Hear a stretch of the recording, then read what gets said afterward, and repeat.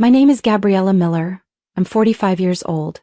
19 years ago, I was a girl from the suburbs of Iowa, carrying simple dreams into a marriage with the man I believed was the love of my life, Mason. He was 2 years older than me, a former college classmate who always knew how to make me laugh and feel loved, at least during the first few years. Back then, I had nothing but a bachelor's degree in education and a heart full of hope. We moved to a small town in Oregon where Mason got a job at a construction company, and I became a full-time homemaker. Not because I didn't want to work, but because Mason once held my hand and said, "I want you to stay home and take care of our home. I'll handle the rest." I believed him. I believed him enough to give up the teaching opportunity I had dreamed of since I was 15, just to build a family life I thought would make me happy. In the early years, Mason was a wonderful husband. He brought home flowers every weekend, often hugged me from behind while I was cooking and whispered sweet things like, "I'm so lucky to have you." I remember those autumn afternoons clearly, when we picked apples in the backyard, laughing and playing like two kids.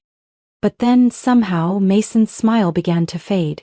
He started coming home late, talked less, and the tenderness in his eyes disappeared. I used to tell myself it was just work stress, but after 5 years that change didn't feel temporary. It became a part of who he was. I remember once, dinner was late because the oven broke. Mason slammed his keys on the table and said coldly, "You can't even cook dinner? What do you do all day?" I stood frozen in the kitchen, still holding the burnt cake spatula. That sentence felt like a blow to the dignity I had clung to for years. From then on, the sarcasm and the disdainful looks became routine. He stopped asking if I was tired, stopped caring about the meals I worked hard to prepare. Mason began comparing me to other women, his beautiful, successful coworkers. "Why don't you learn something from other wives?" he once said during an argument, when I simply asked him to come home earlier for dinner. We never had children. I used to think it was a regret, but over time I began to see it as a blessing. I didn't want a child growing up in a home where love had been reduced to scraps. Every morning I woke up early to make breakfast, do laundry, clean every corner of the house.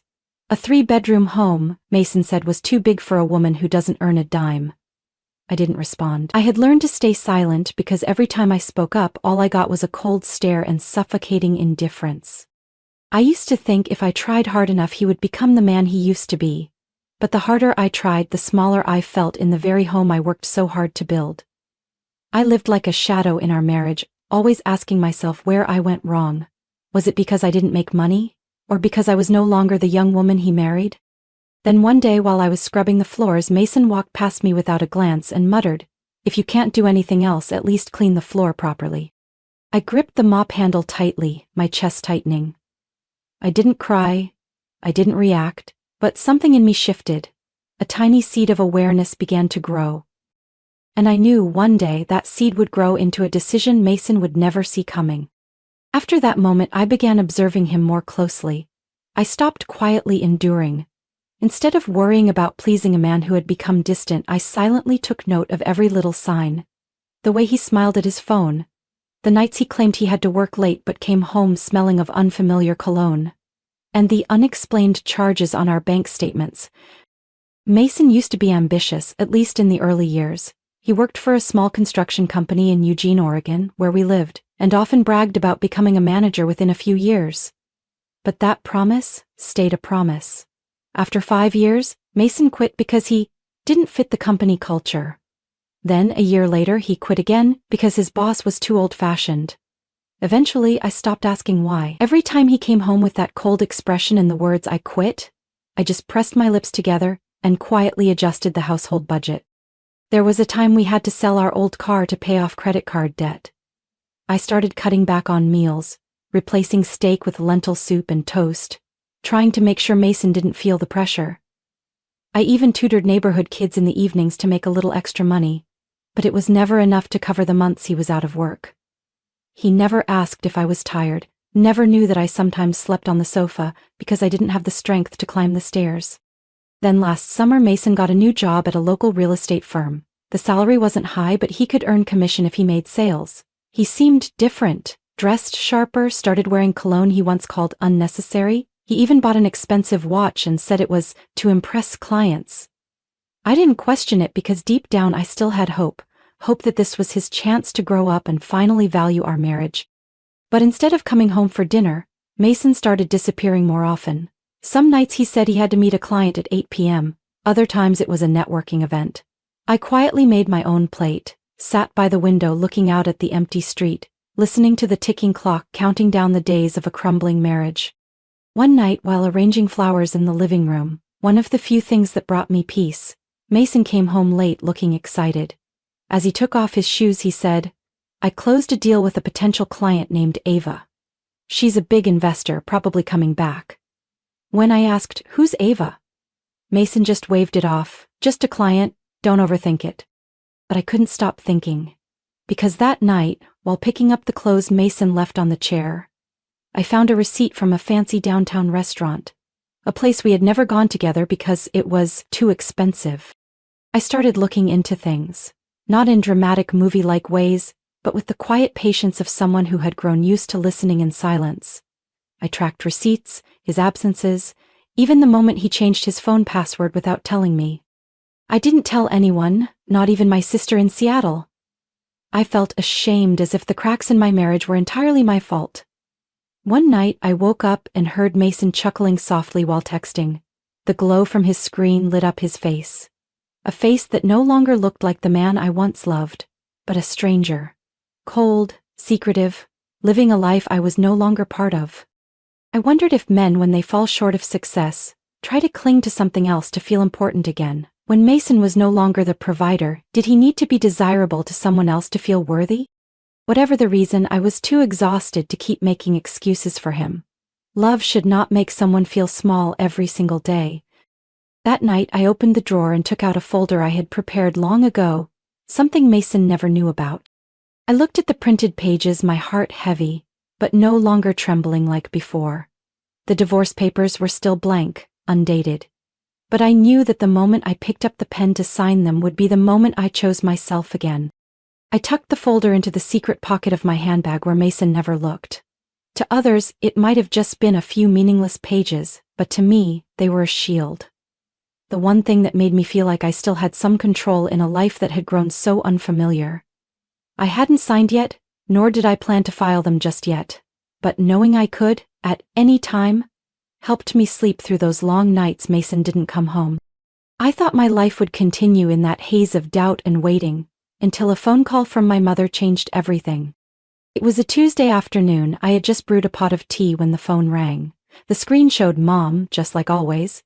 Her voice came through the speaker, still warm as ever, but today it held something else. Excitement. A hint of emotion. "Gabby," she called me by my childhood nickname, "do you remember the forest property up north that Grandma left behind?" I paused. "Yes, I remember, the one with the old wooden cabin, right?" "That's right," my mother replied, then hesitated. "She transferred the deed to you when you were 30. She did it because she believed you were the only one in the family who truly valued what matters." I sank into the chair, heart pounding. I remembered those childhood summers there, the sound of birds in the trees, the scent of wild grass and Grandma's cornbread. But I never thought it would become something this important. My mom continued, her voice lower now. "Last week I hired someone to appraise the entire property, the lakeside part and the mountain edge. Gabby, you won't believe it, the land is now worth nearly $7 million. My mouth dropped. "You said how much?" $7 million, maybe more if you sell during peak season. And if you count the little house in the city Grandma bought under your name when you graduated, you've got almost $9 million in real estate." I sat there, still holding the teapot that was growing cold, my mind swirling. Mason didn't know about this. I had forgotten about it myself. I never thought I'd need it. I had loved Mason so much I was willing to erase my own worth just to keep him. My mom gently added, "I don't trust Mason, I never have. But I trust you. And you should know, everything is in your name. No one can touch it unless you allow it." I thanked her, then sat quietly long after the call ended. Her words echoed in my mind like a wake-up bell. I had lived all these years thinking I had nothing, no career, no value, no future. But it turns out I had everything. And I had simply forgotten myself. That night when Mason got home, he tossed his blazer on the chair and said casually, "I'm going on a business trip to Bend for 2 days. Don't call, I might not pick up. I just nodded, hiding a faint smile behind my half-finished cup of tea. It had been a long time since I felt this calm looking at Mason. I no longer trembled when he acted irritated, no longer felt empty when he left without a kind word. After he went upstairs, I opened my laptop and began researching Oregon divorce laws, asset valuations, and top attorneys in the area. I wasn't going to tell Mason just yet, but step by step I had started preparing. I also called an old friend, Amelia, a family law attorney I went to college with. We hadn't stayed in close touch, but she had always been genuine. After listening to everything, Amelia paused for a moment, then said softly, "Gabby, if you need someone to represent you, I'm here. And don't feel guilty for protecting yourself." I thanked her, gently closed the laptop. Outside the window, a light rain had started. The drops tapped against the glass like the rhythm of a new hope. I knew Mason still believed I could never leave him, that I'd always be the woman who depended on her husband. But he didn't know that now, I had everything I needed to start over. An untouched fortune, a will that had returned stronger than ever, and a plan that was slowly coming to life. That morning the Oregon sky was gray, as if foreshadowing something ominous. I got up earlier than usual to go to the farmer's market, the one thing each week that gave me a sense of freedom, even if it was just picking out a few bunches of greens or fresh apples. But perhaps fate had been waiting for me at the last turn on Riverview Road. The truck in front of me suddenly slammed on its brakes. I instinctively swerved right but couldn't make it in time. The sound of metal crashing rang out sharply, and everything around me turned upside down. I don't remember much after that, only that I woke up under cold white lights, surrounded by the sharp scent of antiseptics in a hospital room. "I'm Dr. Renner," said a calm-voiced middle-aged man as I slowly opened my eyes. "Miss Gabriella, you have fractured ribs and a neck sprain. Fortunately, there's no brain trauma, but you'll need to stay in the hospital for at least a week for observation." I tried to nod, but the pain in my neck was so sharp I couldn't move. The only thing I could feel was emptiness. And loneliness. Mason didn't show up that day, didn't even call. I lay still in bed listening to the sounds of carts rolling, nurses speaking over intercoms, and waited. I wasn't sure what I was waiting for. A check-in? A text? Or at the very least some sign that he still thought of me? It wasn't until the second day that Mason finally showed up, but he wasn't alone. I heard the sound of high heels clicking steadily down the hallway before the door opened. Mason walked in looking completely unfazed, as if he were stopping by to visit an acquaintance. The woman beside him, around 30, tall, with softly curled blonde hair and a tight-fitting blue dress, flashed a radiant smile when she saw me. "Gabriella," Mason said without hesitation, "we need to talk." I turned my head toward him with difficulty, trying to stay calm even as my stomach churned. The woman didn't wait to be invited. She walked up beside my bed, completely at ease, as if she belonged there. "I'm Tessa," she said, her voice light as air but full of smugness. "I'm sure Mason's mentioned me." I looked at Mason. He didn't deny it, didn't step back, didn't apologize. "Tessa and we're together now," Mason said slowly, as if explaining something obvious. "This will be best for all three of us. You don't need to worry. Tessa will take care of me." I let out a dry, broken laugh. "Did you just say, best for me?" "Gabby," Mason sighed, as if I was the one making things difficult, "you should let go. I think we should get a divorce. You know we haven't had anything for a long time." Tessa stepped back, folded her arms, her eyes gliding over my IV lines like she was evaluating something ready to be discarded. I didn't say a word. Instead, I reached, slightly trembling but firm, for the bedside drawer and took out a thin beige folder. Inside was a printed divorce form, with both our full names, just missing the date and signatures. I placed it on the side table and looked him straight in the eye. "I've had this ready for a while, Mason. I was just waiting for a clear reason." He froze. For a moment his expression wavered, but then it returned to his usual smugness. "Good. I'll sign it." Tessa smiled faintly. "Looks like you're reasonable after all." I didn't respond. Inside, I no longer felt the pain I used to during those early days of his coldness. What I felt now was something oddly peaceful, like I had finally let go of a silent burden that had worn me down for nearly 2 decades. Before they left the room, Mason turned back and said, as if it were an obligatory line, "I hope you'll be okay even without me." I smiled slightly, no bitterness, no resentment, just the kind of smile someone wears when they know they're about to reclaim their freedom. As the door closed behind them, I closed my eyes. One chapter had ended, and I knew the next one was about to begin. Not just with the divorce, but with a truth Mason had no idea about. I was never as empty-handed as he believed. I was discharged on a Monday morning, when dew still clung to the grass and the April wind rustled the branches outside the hospital. The first thing I saw when I turned on my phone was a message from Amelia, my lawyer. She had messaged the day before, "Mason just filed for divorce, but don't worry, I handled it exactly as planned." I smiled, a rare one after so many suffocating months. A week before the accident, Amelia and I had quietly filed a motion to reject any unilateral divorce filing at the county court. It was a precaution in case Mason tried to run off without having to split assets. At the time, I wasn't sure if I'd need it, but now, it turns out my instincts had never been wrong. At 3 p.m. my phone wouldn't stop ringing. I saw the caller ID, Mason, and waited until the fifth call to answer. "Gabby, where are you? Why was the divorce filing denied?" he barked. Not a single word of concern, not even a question about my health after getting out of the hospital.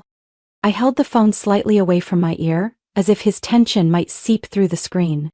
"Oh, that," I replied calmly. "You must have forgotten. Every time we argued in the past, you always threatened divorce. I just wanted to make sure that if you ever actually filed, I'd be ready." "Ready for what? Are you kidding me?" Mason nearly shouted. I kept my tone steady on purpose. "I think it's best we work through our lawyers. Joint assets, separate property, division. Just follow the law." There was silence on the other end. Then Mason spoke again, his voice no longer harsh but tinged with underlying worry. "Gabby, what assets? You don't have anything to split." I laughed, not from amusement, but because I knew exactly the man behind the voice still believed I was just a penniless housewife with no career and no power. "Nothing?" I said slowly. "Mason, I think you should speak to my attorney, because there's a lot you don't know yet." I heard a chair scrape, followed by a long, tense sigh on his end. "Don't make this complicated, Gabriella," Mason said, switching to a more persuasive tone. "I just want to get this over with so I can move on." "With Tessa?" I asked, not bothering to hide the sarcasm. He didn't answer. I continued, "If you're in such a rush, that's too bad, because until the asset division is resolved, your divorce filing won't go through, and I heard Oregon requires all financial matters to be settled before a remarriage can be registered, right?" A heavy breath came through the line. I knew he was more desperate than ever. He didn't just want to end things with me, he wanted to lock things down with Tessa, the woman he believed would give him an easier life. But what he didn't expect was that I'm not the Gabriella he used to know. "I'll talk to your lawyer," Mason said quickly, as if trying to end the call. "One more thing," I cut in before he could hang up. "You should know, I currently own over $8 million in real estate and inherited assets in my name alone. And under the law, any separate property acquired before marriage or gifted directly isn't subject to division. But if you want to fight it, be my guest." The call ended in silence, a silence as heavy as stone. I stood by the window of the small apartment I was temporarily renting after being discharged, eyes closed, savoring the feeling of newfound freedom. For the first time in 19 years, I wasn't afraid of anything. Not of being left behind, not of being judged, and especially not of a man who had underestimated my worth. That evening, Amelia sent me a detailed plan, what assets to list, which documents to prepare, which legal steps to take first. "We're going to throw him off so hard he won't know what hit him," she messaged, adding a cheeky smiley face. I looked at the screen and smiled. I didn't need revenge born of anger. I only needed the truth. And the truth is, the man who once looked down on me is now racing against the weight of his own mistakes. Mason may have thought he won when he left me in the hospital to chase a new love. The next morning, my phone started ringing non-stop at 8 a.m. I knew instantly it was Mason. He called 12 times before switching to a rapid stream of texts, each just seconds apart. "Did you lock the account? I can't withdraw money. What did you do with my card?" Gabriella, answer me. I let out a long breath. Every word flashing on the screen only made me more certain I was right to notify the bank to freeze withdrawals from our joint account while I was in the hospital. Before I was discharged, I'd requested to fully separate the accounts and cancel his secondary card. Mason wasn't notified because everything was under my name. At the time it felt like a precaution, but now his reaction proved he didn't just want out of the marriage, he wanted to take what didn't belong to him. The doorbell rang at 10 a.m. I opened the door and almost choked up at the sight of the woman standing in front of me. "Oh my God, Gabby. You look so thin," she said, then wrapped me in a hug. "Ali?" I stepped back in disbelief. "You really flew in from Denver?" Allison, my best friend from college who I once thought of as a sister, stepped into the apartment with a gift bag, and that familiar magnolia perfume. We had roomed together in the dorms and stayed in touch for over 20 years, even after moving to different places. When she heard about my accident, Ali immediately took 3 days off work and flew in. "Are you sure you're okay?" she asked as I poured us tea. I nodded, then exhaled, "Better than ever, but there's something you should know." I told Ali everything, about Mason, Tessa, the divorce papers, and the assets Mason had no idea existed. She listened intently, never interrupting, only nodding occasionally. When I got to the part about Mason trying to withdraw money from my personal account and getting upset when he couldn't, Ali slammed her teacup down. "That's why you need a lawyer," she said, her tone sharp. "Mason's not just ungrateful, he's greedy." "But wait. Tessa?" I frowned. "What about her?" "Tessa Donnelly?" "Yes, why?" Ali narrowed her eyes and pulled out her phone. After a few taps, she showed me a picture. It was a family gathering, with Tessa standing beside an older woman I didn't recognize. "That's Tessa's aunt," Ali said. "I know her from a women's real estate investment group in Denver. She used to complain about her niece.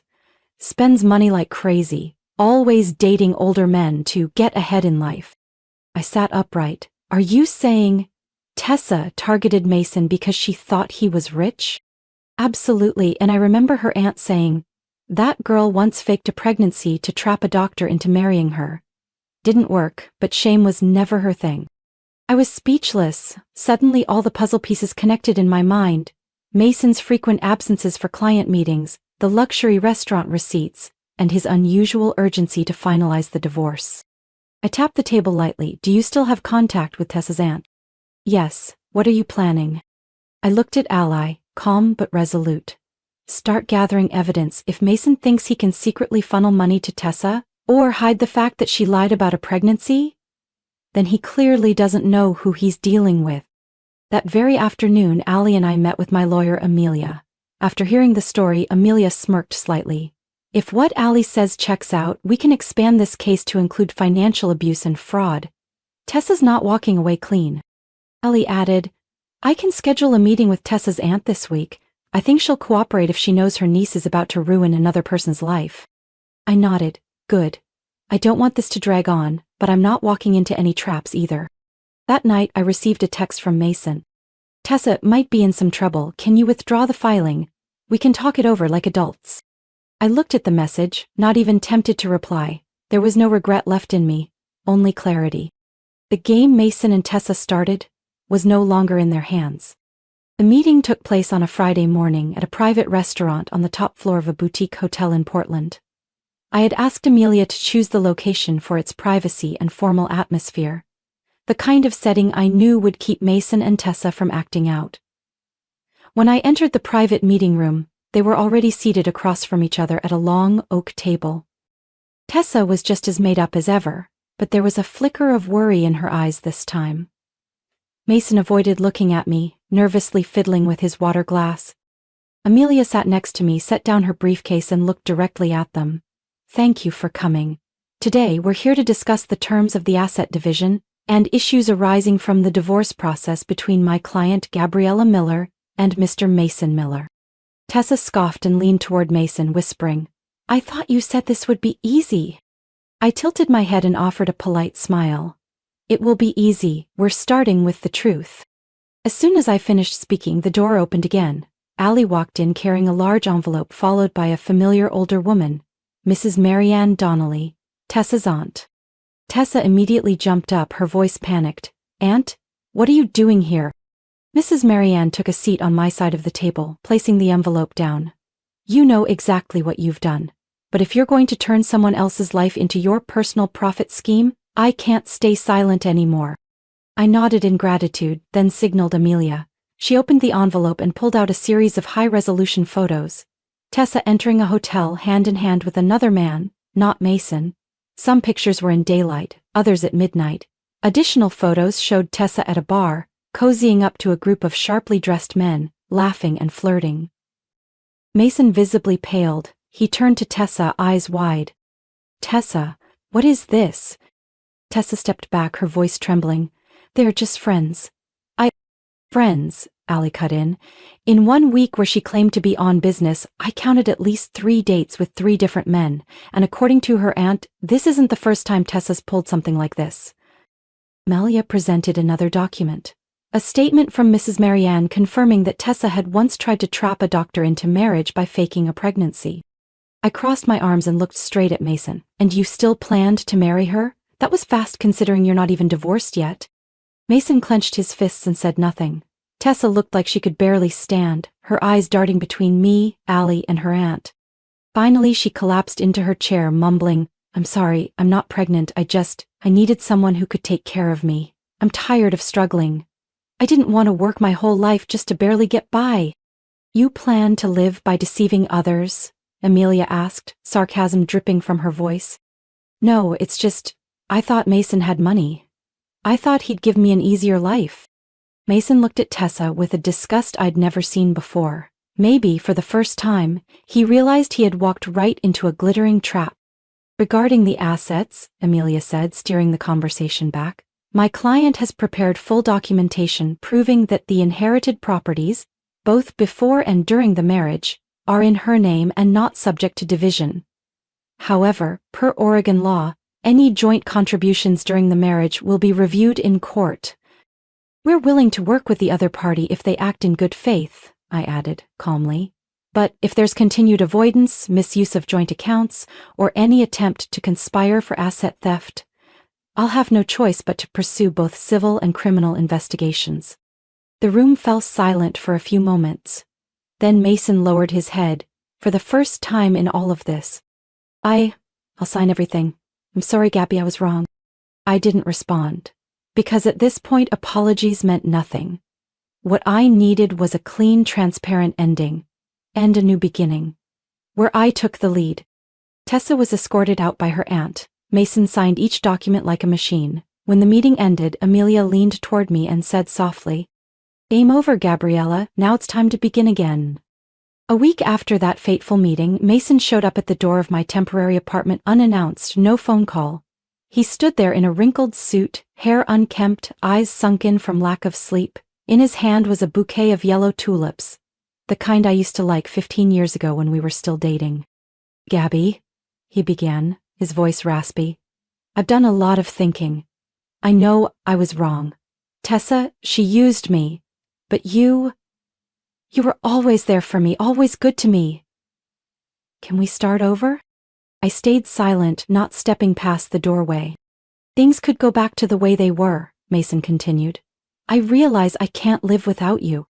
I looked at him, for the first time with no love, no pain, just complete clarity. Back to the way they were? I repeated with a small laugh. You mean the days I was hunched over the stove while you were out to dinner with another woman? Or the nights I slept alone while you were texting someone else? It wasn't like that, Mason said quickly. I was misled. She lied to me about everything.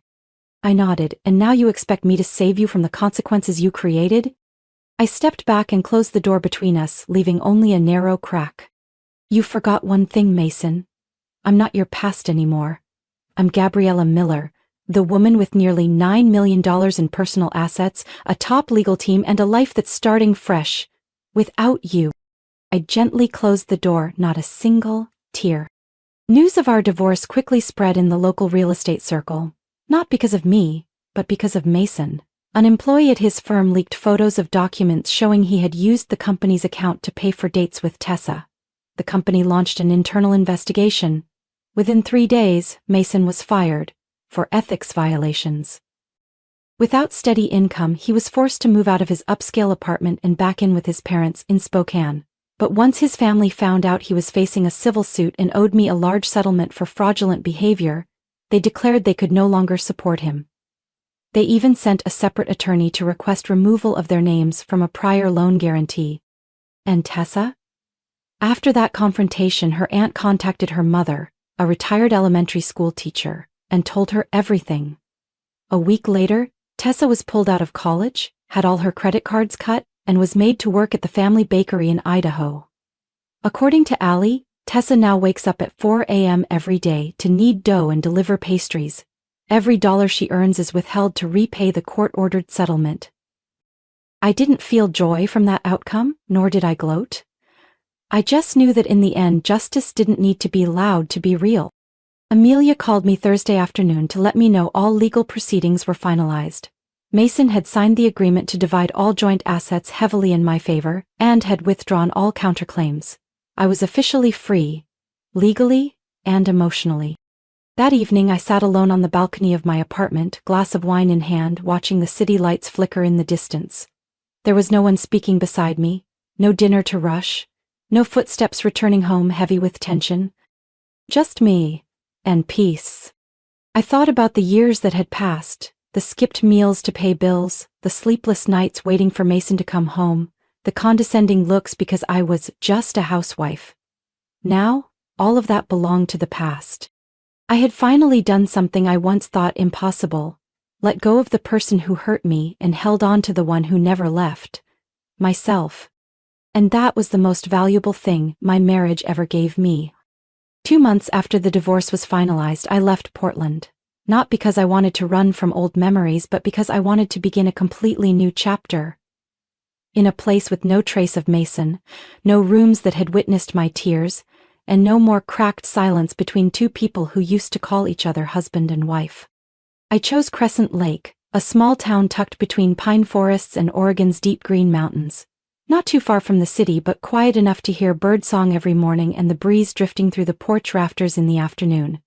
With a portion of the assets I kept, I bought a 2-story wooden house, nestled behind maple trees, with a wide porch and large windows that welcomed the sunlight.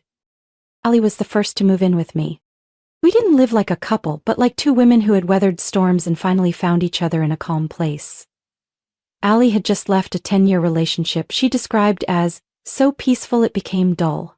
She told me, "I don't know exactly what I want, but I know one thing for sure. I don't want to keep living like I'm waiting for someone else to show up and make me feel whole." We shared the housework. I cooked, Allie cleaned, I tended the garden, she picked music and played it every morning. On sunny days we biked to the farmer's market to buy fresh flowers, fruit and handmade bread from a sweet elderly woman named Marge, who always smiled and winked, saying, "You two are exactly the kind of independent women I admire." We made it a point to travel at the end of each month, sometimes just a short trip to Florence Beach, other times a relaxing night at a hot spring cabin. No tight schedules, no one to report to, and certainly no sighs from someone who didn't value us. I started cooking again, but this time not to please anyone. I experimented with dishes I'd always wanted to try but had been told were too fancy or too expensive. Allie would often stand behind me with a glass of wine in hand, watching like I was putting on a private show. One time she laughed and said, "I've never seen anyone fry fish while wearing a floral dress and pearl earrings like you do." I winked. "I'm not frying fish, I'm creating art." Over time I realized something important. Freedom isn't about how much money you have, it's about living the way you want without needing permission. Every morning when I opened my eyes, I knew I could choose what to wear, what to eat, what to do, and most importantly, who to live for. And that person, first and foremost, had to be me. One evening we sat on the porch, under blankets, sipping cinnamon tea as the early autumn breeze played with our hair. Allie rested her head on my shoulder and asked, "Do you think if Mason hadn't changed 5 years ago you'd be living like this now?" I was quiet for a moment, then answered softly, "Probably not. I might still be cooking dinner every night, but in the kitchen of a cold house. I might still be smiling, but it would be the kind of smile that hides the feeling of being forgotten." Allie took my hand and gave it a gentle squeeze. "Then maybe losing something is the best way to find yourself." I nodded. "I used to fear being alone, Used to think that without a man beside me, a woman somehow lacked value. But it turns out, it was in the quiet moments by myself that I heard my inner voice the clearest. We decided to plant a flower garden in the backyard and build a wooden bookshelf for the little reading room by the window. I also began writing a blog, sharing recipes and my journey of starting over, not for fame, but to tell other women that it's never too late to change course. One October afternoon, with sunlight streaming through the pine trees and painting everything in soft gold, I sat at my desk, writing the final lines of a blog post titled, "Alone, but Not Lonely." I looked up and out the window where Allie was watering lavender. She turned, lifted her arm to wave at me, her smile as bright as the sunshine. And in that moment, I knew I had truly found home. Not a location, but a feeling. Peace, wholeness, and being completely myself. From my own story, I realized that freedom and happiness don't come from holding on to a person or a marriage that's already crumbled, but from having the courage to walk away, even if it means walking alone. I once believed that being a devoted wife was enough, but the truth is, a woman's worth doesn't lie in sacrifice, it lies in self-respect and the ability to take charge of her own life. Now I live lighter than ever, needing no one's permission to simply be me. What do you think of Gabriella's journey? Have you experienced something similar? Share your thoughts below and don't forget to follow the channel for more meaningful stories about life and family relationships.